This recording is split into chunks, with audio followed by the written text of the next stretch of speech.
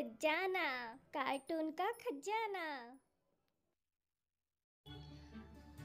बहुत समय पहले की बात है। एक जंगल में मेहनती चींटियों का और मेहनती मधुमक्खियों का झुंड पास पास रहा करता था।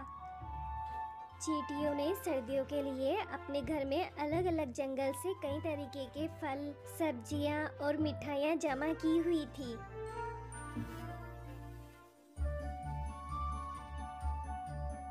वहीं पर ही मधुमक्खियों ने भी अपने छत्ते में अलग अलग फूलों के स्वादिष्ट शहद को जमा किया हुआ था।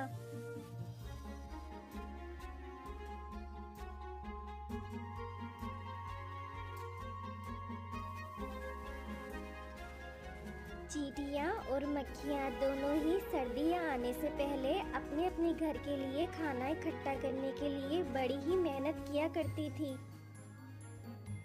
जहाँ पर मधुमक्खियाँ शहद इकट्ठा करने के लिए अलग अलग फूलों से अपना रस लिया करती थी, वहीं चींटियाँ भी घने जंगल में जाकर खाने के लिए फलों को इकट्ठा किया करती थी।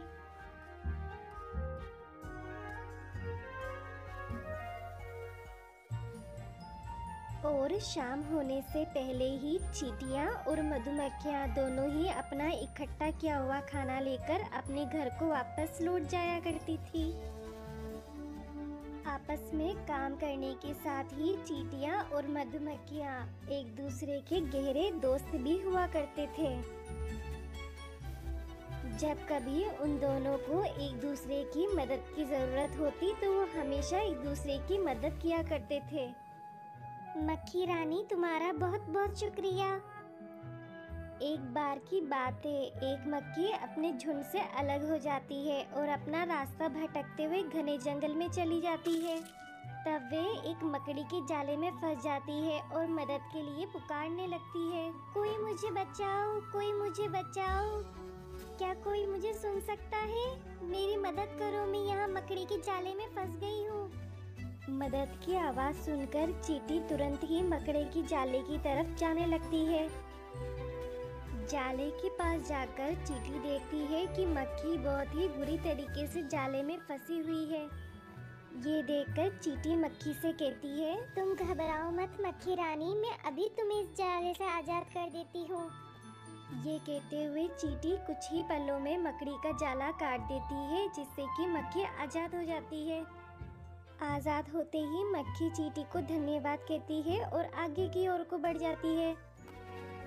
इसी तरह एक दूसरे की मदद करते हुए और मेहनत करते हुए चींटी और मधुमक्खी का झुंड एक दूसरे के साथ खुशी खुशी रहता था। तभी उनकी सबसे अच्छी दोस्त तितली रानी उनसे मिलने आती है और कहती है, दोस्तों, मैं कुछ महीनों के लिए अपने झुंड के साथ दूर के जंगल में जा रही हूँ। तुम लोग पीछे से अपना और मेरे घर का ध्यान रखना। लो, ये भी कोई कहने की बात है तितली रानी, हम अच्छे से ध्यान रखेंगे। तुम बेफिक्र होकर दूसरे जंगल जाओ। Bye bye.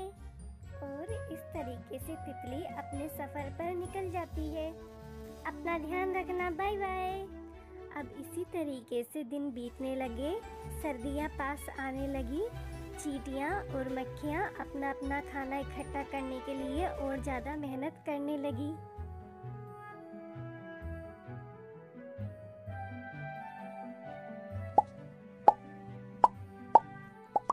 देखते ही देखते चींटियों ने और मक्खियों ने अपनी मेहनत और लगन से अपने घर को खाने से पूरी तरीके से भर दिया।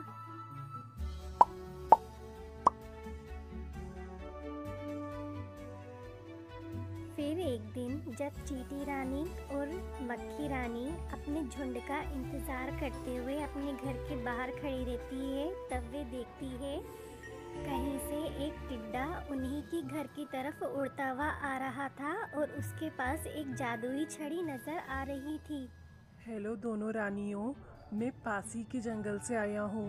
पास के जंगल में तुम दोनों की बहुत तारीफ होती है। मैंने सुना है तुमने सर्दियों के लिए इस जंगल का सबसे ज़्यादा भोजन इकट्ठा किया है। तुमने सही सुना है टिड्डे राजा, हम स्वभाव से बहुत ही मेहनती होती है, इसलिए हमने बहुत सारा खाना इकट्ठा किया है। आप बताइए टिड्डे राजा, हम कैसे आपकी सेवा कर सकते हैं?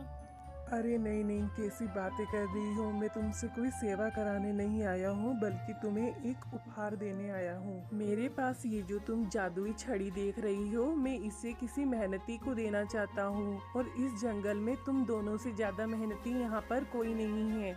जादुई छड़ी? जादुई छड़ी मतलब क्या? थोड़ा हमें समझाएंगे, इस जादुई छड़ी में क्या राज छुपा हुआ है टिड्डे राजा? हाँ हाँ बिल्कुल रानियों, ये जो मेरी जादुई छड़ी है ये मुझे मेरे गुरुजी ने दी थी। जब जब हम इस जादुई छड़ी को जोर से जमीन पर पटक कर मारते हैं तो जमीन से अपने आप ही हमें जादुई खाना मिल जाता है। टिड्डे की बात सुनते ही मक्खी और चींटी दोनों ही लालच में पड़ जाती है और दोनों ही सोचने लगती है कि किसी भी तरीके से अगर हमें ये जादुई छड़ी मिल जाती है तो हमें जिंदगी भर मेहनत करने की ज़रूरत नहीं रहेगी और इस तरीके से हर बार सर्दियों के लिए हमें इस तरीके से मेहनत करते हुए खाना इकट्ठा करने की भी ज़रूरत नहीं रहेगी। दुष्ट टिड्डा अपना रानियों पर जाल फेंकते हुए अपने घर की ओर को उड़ जाता है। वहीं दूसरी तरफ चींटी रानी और मक्खी रानी अपने सैनिक झुंड को योजना बनाते हुए समझाती है, हमें किसी भी तरीके से टिड्डे राजा को खुश करना है और उनकी जादुई छड़ी को पाना है। इसलिए आज से हम अपना सारा ही खाना अपने लिए नहीं बल्कि टिड्डे राजा के लिए इकट्ठा करेंगे और उन्हें खुश कर देंगे। हमारी मेहनत और लगन को देखते हुए वो छड़ी हमें ज़रूर देंगे।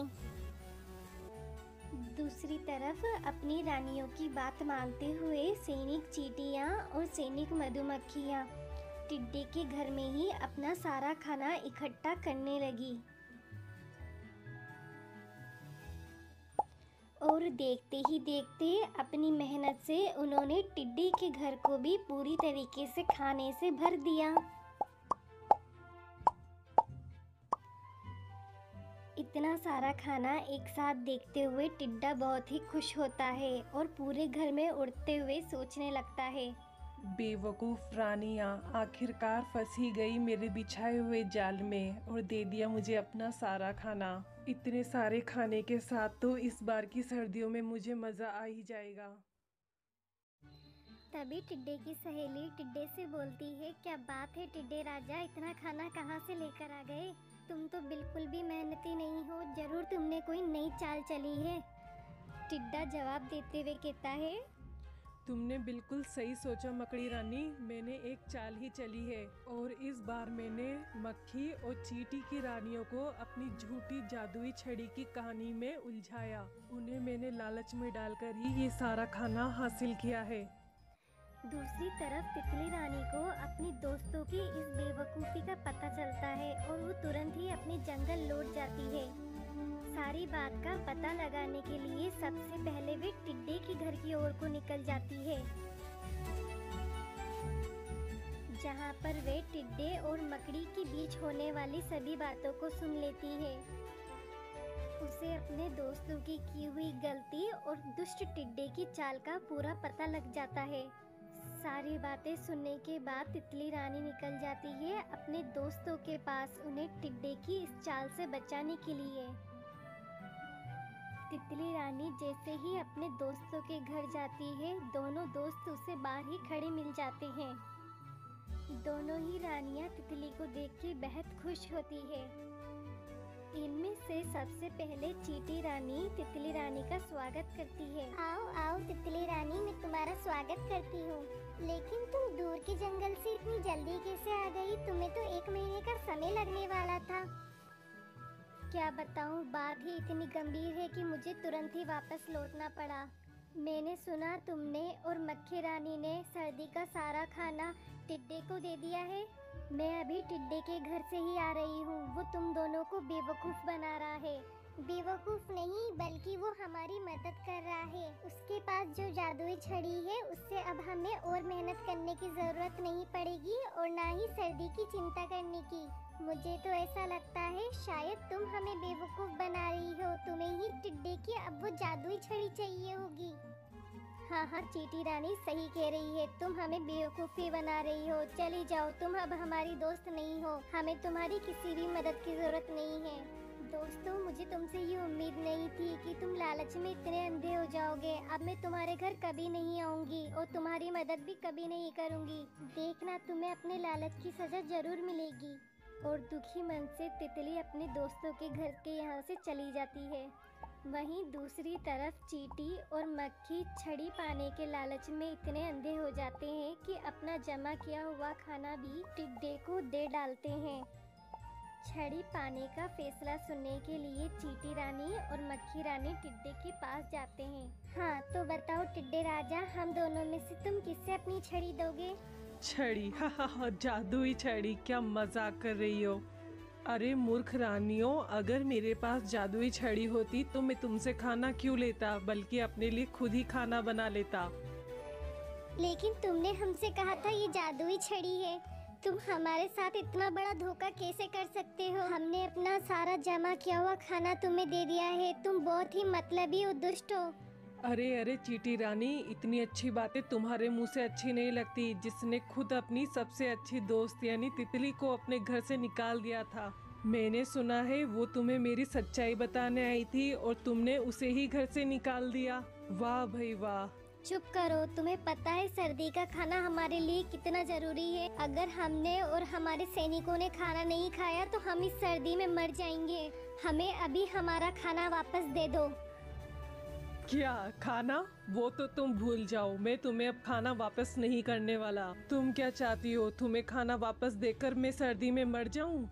ऐसे ही हर साल मैं तुम्हारे जैसे बेवकूफ़ों और मेहनतियों को अपने लालच के जाल में फंसाता हूँ। ऐसा मत करो टिड्डे राजा, हम तुम्हारे हाथ जोड़ते हैं। चाहे तो तुम आधा खाना रख लो और आधा खाना हमें वापस कर दो। आधा नहीं, पूरा खाना, वो भी तुम दोनों का अब मेरा ही है। इस खाने को और तुम दोनों को अब मुझसे कोई भी नहीं बचा सकता। इतनी भी क्या जल्दी है सारा खाना हड़पने की? टिड्डे राजा, पहले मुझसे तो मिल लो। घबराओ नहीं दोस्तों, अब मैं तुम्हारी मदद के लिए आ गई हूँ। ये टिड्डा अब हमारा कुछ भी नहीं बिगाड़ पाएगा।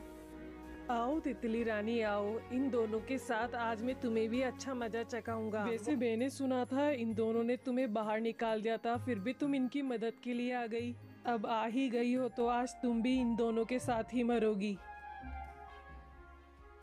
बस बस दुष्ट टिड्डे, मरेंगे हम नहीं बल्कि मरेगा अब तू। पहले मेरे एक और दोस्त से तो मिल ले। सांप? अरे सांप राजा, आप यहाँ पर क्यों आए हैं? आप मुझे बुला लेते तो मैं खुद ही चला आता। अब बस कर दुष्ट टिड्डे अपना नाटक। आज तक तूने बहुत ही मासूमों को बेवकूफ बनाकर मार डाला है, आज मैं तुझे मार डालूंगा। ऐसा कहते ही सांप टिड्डे को खा जाता है।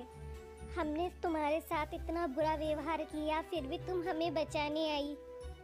तुमने हमें टिड्डे की सच्चाई दिखाने की कोशिश भी की, लेकिन हम लालच में इतनी अंधी हो गई कि हमने तुम्हारी बात भी नहीं सुनी और तुम्हें इतना बुरा भला कहते हुए घर से निकाल दिया। हमें तुम्हारा दोस्त होने का कोई हक नहीं है। कोई बात नहीं दोस्तों, मैं तुम्हें माफ करती हूँ और एक सच्चा दोस्त ही दूसरे दोस्त के काम आता है। इसके बाद अब जंगल में सर्दी आ गई थी और इसी घटना के बाद हमारे तीनों दोस्तों की जो दोस्ती थी वो पहले से भी ज्यादा मजबूत हो गई थी। चींटी रानी और मक्खी रानी को अपना सबक मिल गया था और साथ ही वो अपना खाना वापस भी ले आई थी। अब तीनों ही दोस्त अपने आगे का जीवन खुशी खुशी से बिताते हैं।